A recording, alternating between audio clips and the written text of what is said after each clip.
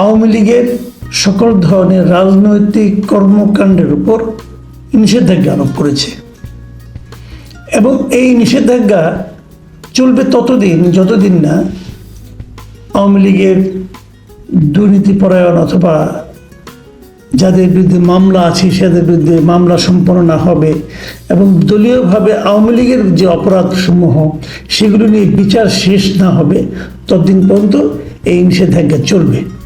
মানে ভার্চুয়ালি আওয়ামী লীগ কোনো political activities করতে পারবে না, সেটা কোনো সভা সমাবেশ করতে পারবে না, মিটিং করতে পারবে না, লিফলেট বিতরণ করতে পারবে না, এমনকি অনলাইনেও তারা কোনো প্রচারণা করতে পারবে না।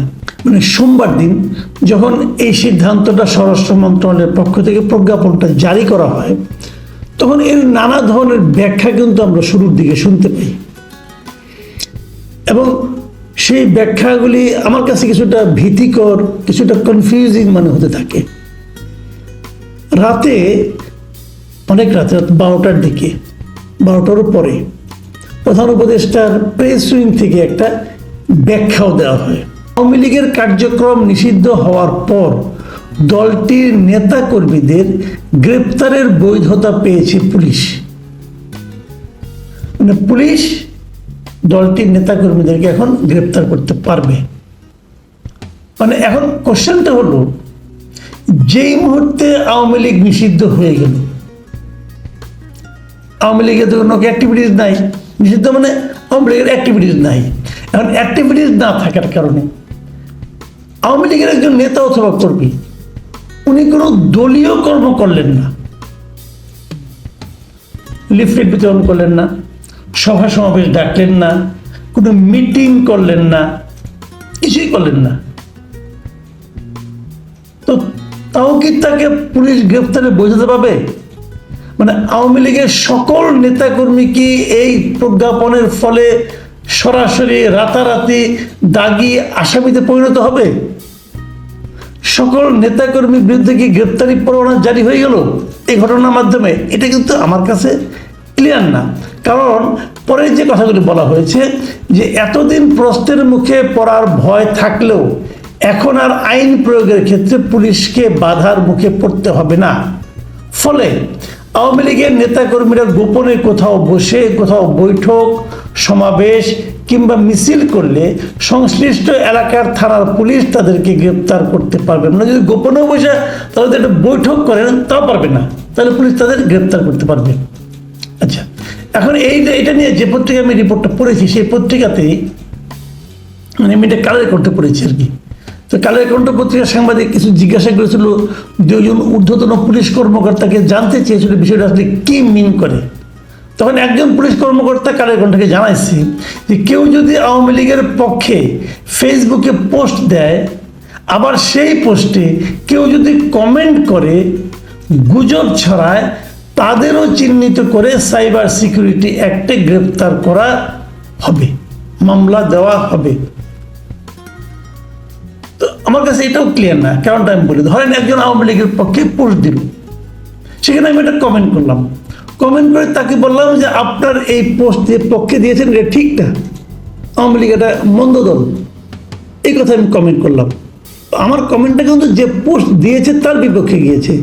এখন এই আমি যে তার যে বিরোধিতা করে কমেন্ট করলাম এর জন্য কি আমাকে গ্রেপ্তার করা হবে? আমি ক্লিয়ার না, কিন্তু আমি কিন্তু প্রশ্নগুলি করছি, আপনারা জবাব খুঁজে নেবেন। অথবা যারা সংশ্লিষ্ট কর্তা ব্যক্তি আছেন, কারণ কর্তার ইচ্ছাই তো কর্ম, তো কর্তা ব্যক্তি যারা আছেন তারা যদি আমাদের একটু ব্যাখ্যা দেন তাহলে সুবিধা হয়। কীভাবে পা ফেলবো, মানে ঘর থেকে বের হওয়ার সময় আগে বাম পা ফেলবো না ডান পা ফেলবো, এটা বলে দিলে ভালো হয়। আমরা একটা অসম্ভব গণতান্ত্রিক পরিবেশের মধ্যে বাস করছি, তো এই জন্য একটু জানা দরকার আর কি। আবার এই ব্যাপারে সুপ্রিম কোর্টের একজন আইনজীবী বাবা বলছেন, উনির নাম হলো আমিনুল ইসলাম, উনি কালের কণ্ঠকে বলেন সরকারের এই সিদ্ধান্তের ফলে পুলিশ আওয়ামী লীগের নেতা কর্মীদের গ্রেপ্তার করতে পারবে, মানে আর কোনো অভিযোগ অথবা থাকা লাগবে না, গ্রেপ্তারই করতে পারবে। এই প্রজ্ঞাপনের পর সোমবার দিনই আমাদের একজন উপদেষ্টা মিস্টার আসিফ মোহাম্মদ সজীব ভুঁইয়া তিনি তার ভেরিফাইড ফেসবুক পেজে একটা ইনফরমেশন দিয়েছেন আর কি, স্ট্যাটাস লিখেছেন। সেখানে লিখেছেন যে দেশের বিরুদ্ধে ষড়যন্ত্র করলে রেহাই নেই। গোপন বৈঠক, উস্কানিমূলক মিছিল বা পোস্ট করলেও আইনগত ব্যবস্থা নেওয়া যাবে। এবং এই কথা বলার পরে উনি এখানে একটা পোস্টার শেয়ার করছেন।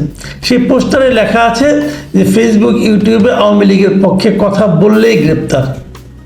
মানে একজন উপদেষ্টাও কিন্তু কথা বলছেন।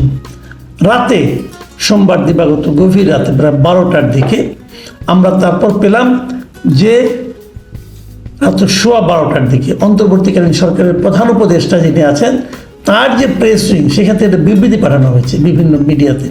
সেই বিবৃতিতে কি বলা হয়েছে? সেই বিবৃতি তারা বলেছে যে আওয়ামী লীগের কার্যক্রম নিষিদ্ধ সংক্রান্ত 12 মে প্রজ্ঞাপনটি জারি করা হয়েছে। তারা বলছে, এবং সে বলছে এই নিষেধাজ্ঞা সংগঠনগুলোর নেতা, কর্মী ও সদস্যদের জন্য প্রযোজ্য হবে। বুঝছেন? কিন্তু এটা কিন্তু বলা হয় না অন্য কেউ সমর্থক প্রবর্তক বলে না, কিন্তু কেবল নেতা, কর্মী ও সদস্যদের জন্য প্রযোজ্য হবে। আচ্ছা, এবং প্রযোজ্য হলে সেখানে কি করতে হবে? সেখানে বলা হয়েছে যে এই প্রজ্ঞাপন অনুসারে আন্তর্জাতিক অপরাধ ট্রাইব্যুনালে বিচার কার্য সম্পন্ন না হওয়া পর্যন্ত আওয়ামী লীগ এবং এর সকল অঙ্গ সংগঠন, সহযোগী সংগঠন ও ভ্রাতৃপ্রতিম সংগঠন কর্তৃক যে কোনো ধরনের প্রকাশনা, গণমাধ্যম, অনলাইন ও সামাজিক যোগাযোগ মাধ্যমে প্রচারণা, মিছিল, সভা সমাবেশ, সম্মেলন আয়োজন সহ যাবতীয় কর্মকাণ্ড নিষিদ্ধ ঘোষণা করা হয়েছে। এটা কিন্তু আমার কাছে একটু ক্লিয়ার মনে হলো। পরে আবার বলতেছেন যে এই প্রজ্ঞাপন অন্য কোনো রাজনৈতিক দল বা মুক্ত মতের মানুষের মত প্রকাশের স্বাধীনতাকে ক্ষুণ্ণ করে না। মানে এই যে দলগুলোর নেতাকর্মী ও সদস্য না হলে অন্য কেউ যদি কিছু একটা বলে সেটা নিয়ে কোনো আলোচনা নাই, তাহলে সজীব ভুঁইয়া সাহেব যে বললেন যে যদি কেউ ফেসবুক, ইউটিউবে কথা বলে এবং তারা যদি এই দলের সদস্য না হয় তাহলে তাদের জন্য কি এটা প্রযোজ্য হবে? এই জিনিসটা কিন্তু এটা পরে মনে হচ্ছে না। এবং সেখানে আরো বলা হয়েছে যে আওয়ামী লীগ এর কোনো কর্মকাণ্ড দলটি সম্পর্কে সরকারের গৃহীত পদক্ষেপের যৌক্তিক, গঠনমূলক বা আইনানুগ বিশ্লেষণ বা মতামত প্রদান এই প্রজ্ঞাপনের মাধ্যমে খর্ব করা হয়নি। তার মানে এই আওয়ামী লীগ সম্পর্কে সরকারের যে গৃহীত বিভিন্ন পদক্ষেপ, এই পদক্ষেপের যদি আপনি যৌক্তিক, গঠনমূলক বা আইনানুগ বিশ্লেষণ করেন তাহলে আপনি করতে পারবেন। এখন কোনটা যৌক্তিক, কোনটা গঠনমূলক, কোনটা আইনানুগ, এটা কে বুঝাবে? এটা মাপবে কে? বিচারটা কে করবে? আমরা কিন্তু বিগত সরকারের আমলে শুনতাম যে সরকার প্রধান বলতেন আপনারা সমালোচনা করুন, কিন্তু গঠনমূলক সমালোচনা করুন। গঠনমূলক সমালোচনা কাকে বলা হয়? গঠনমূলক সমালোচনা হলে সেই সমালোচনা যে সমালোচনা করলে আমি শারীরিক, মানসিকভাবে আরাম বোধ করি। যেটা আমাকে বিব্রত করে সেটা হলো গিয়ে গঠনমূলক সমালোচনা নয়। এখন ওনারাও কিন্তু একই কথা বলছেন, যৌক্তিক বলছেন। যৌক্তিক কোনটা? যেটা শুনলে আমার মনটা ভালো হয় সেটা যৌক্তিক নাকি? যাই হোক, তারপরে আমার মনে কিছু প্রশ্ন, সেই প্রশ্নগুলো আমি করতে চাই। আমি জানি না উত্তর পাবো কিনা, তবে আমি করতে চাই। আমি আশা করবো সরকার এগুলো উত্তর দিবে। আমার প্রথম বক্তব্য হলো যে আওয়ামী লীগের কোনো কর্মকাণ্ড কেউ করবে না, কিন্তু সে আওয়ামী লীগ একসময় করতো, হয়তো উপজেলা কমিটির আওয়ামী লীগের সদস্য সে।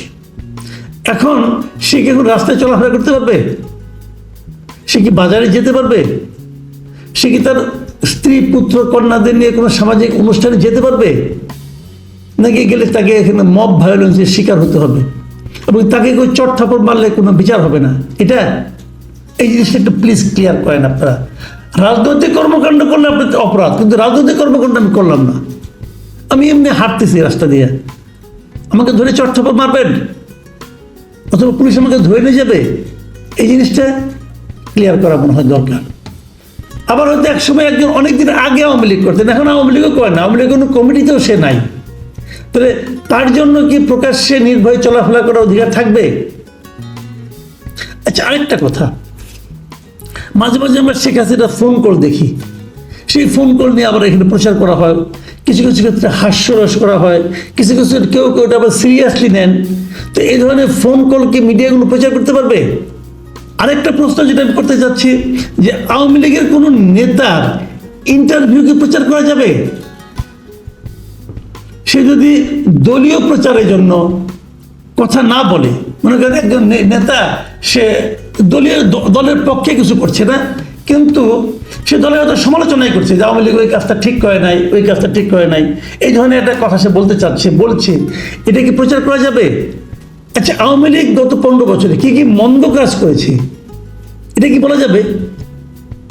অথবা এই মন্দ কাজের সঙ্গে দু একটা ফাঁকে ফাঁকে দু একটা ভালো কাজও করেছে, যেমন মেট্রো রেল করেছে কিনা, অথবা ওইটা করেছে, সেটা করেছে, পদ্মা সেতু করেছে, এগুলি বলা যাবে?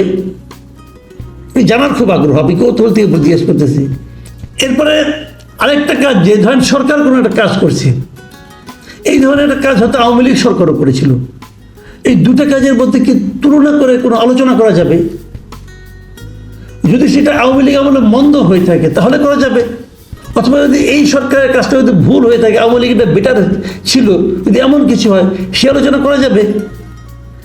এই প্রশ্নগুলো কিন্তু আমি আসলে ভাই একটু করতে চাই, এবং করতে চাই মানে আমি তো করলাম, আমি এগুলির জবাব জানতে চাই।